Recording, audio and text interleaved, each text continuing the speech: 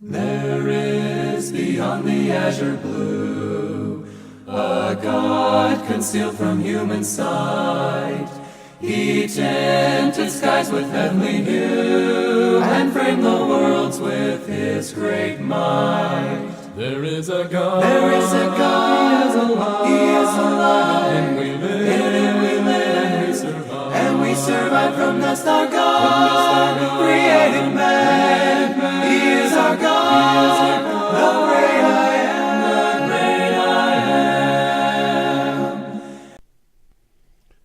Well, good morning, fellow constitutionalists. This is a short Bible lesson for April 10th in the year of our Lord 2017, and it's the first part in a three-part series talking about Noah found grace in the eyes of the Lord. Now, a lot of Christians and a lot of folks out there in denominations believe that grace is something it's only attributed to the New Testament. But to understand grace and understand anything about the New Testament, you still have to go back to the Old Testament and understand the Old Testament. And our reading today is going to be back in the book of Genesis is the main text for this, since we're talking about Noah. And in Genesis chapter 6, verses 5 through 7, we read God's displeasure with the world and its wickedness. Starting in Galatians chapter 6, verse 5, then the Lord saw that the wickedness of man was great in the earth, and that every intent of the thoughts of the hearts was only evil continually.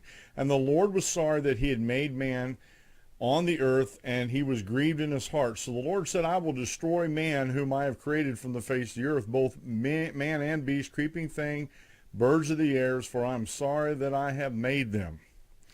Now this is in the beginning, where man was really messing up already since the fall. Since now mankind is living in a fallen world, and they're displeasing God, the Creator of the heavens and the earth. But as God pronounces the judgment on the world and prepares to destroy it, we do find some encouragement here, especially with his servant Noah.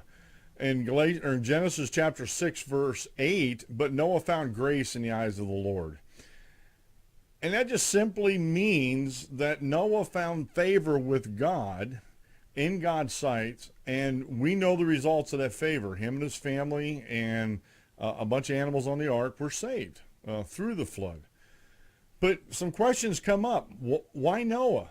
Why did Noah find grace in the eyes of the Lord, and how might that apply to our situation today, our sinful, fallen situation for today? Why did Noah let's answer the first question here. Why did Noah find grace in the eyes of the Lord?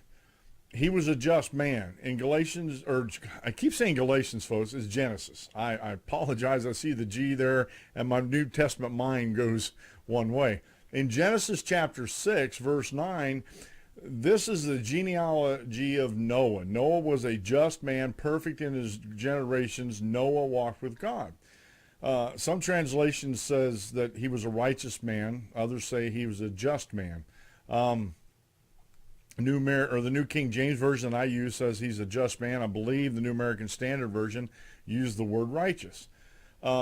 This refers to his relationship with God, how he walked with God. When you hear a term in the Bible saying that he walked with God, Noah walked with God, they're talking about his, and I don't want to use religious experience, but I want to use his manner of life, his conversation of life, how he lived his life. He lived it in relationship to God. He walked with God, okay? Genesis chapter 6, verse 9 also talks about he was perfect in his generations. Some other translations use the word blameless. Not that he was sinless, but that there was no blatant faults. It's not like he was actively working against God. A matter of fact, in other lessons I've given on Noah, preacher of righteousness, which if you go back to the book of Hebrews, and we'll cover a couple or one of those verses anyway, in this short lesson, he preached to that generation 120 years while he was building the ark. That's a long time to preach God's word. But he was perfect or blameless in his generations, and not that he was sinless, and he was a man of moral integrity among the people. And this is one of the reasons why God chose him. And also in Genesis chapter 6, verse 9, he walked with God. He lived his life according to the way God wanted him to live his life, under the patriarchal system that God had set up.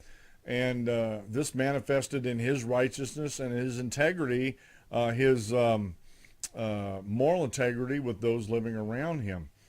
And this goes back to an example earlier in his genealogy, Enoch, his great-grandfather. If you go back to Genesis chapter 5, verse 24, and Enoch walked with God, and he was not, for God took him. So we see that because of Enoch's living the life he lived a life before God and walked with God. Some would say perfectly. The scriptures don't say that, but some say perfectly, that God took him up before he died.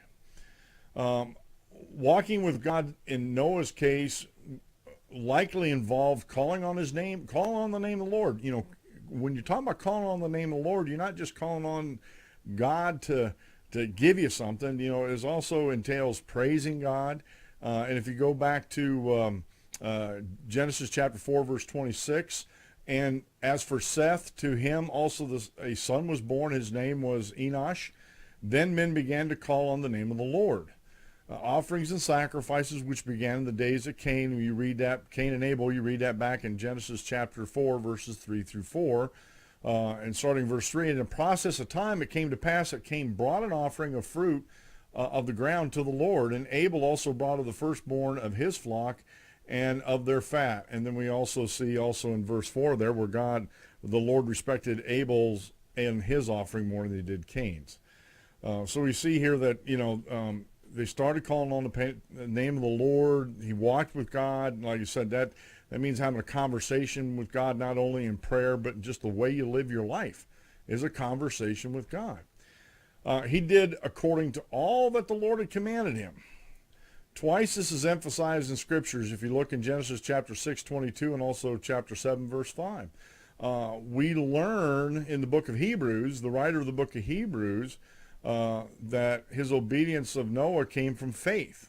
Hebrews chapter 11, verse 7, by faith, Noah being divinely warned of things not yet seen, moved with godly fear, prepared an ark for the saving of his household, by which he condemned the world and became heir of the righteousness which is according to faith. He is a preacher of righteousness. 2 Peter chapter 2, verse 5. And did not spare the ancient world, but saved Noah, one of 8, a preacher of righteousness. He not only lived a righteous life before God, right in the sight of God, he also proclaimed the need for righteousness, even though he lived in a very ungodly world. And that's not unlike it is today, that we live in a very ungodly world. So what about us? Is there a need for us to find grace in the eyes of the Lord today? I would think if Noah had to walk and find grace in the eyes of the Lord, I think we do too. I think as we live our lives, we need to ask that question about God's grace. Do we need God's grace? And I wholeheartally say amen. Yes, we need God's grace in order to make it through this life. And this is like I said, this is the first part of a 3-part series. This is actually an outline that I tweaked for the way I talk and everything that I got from Executable Outlines.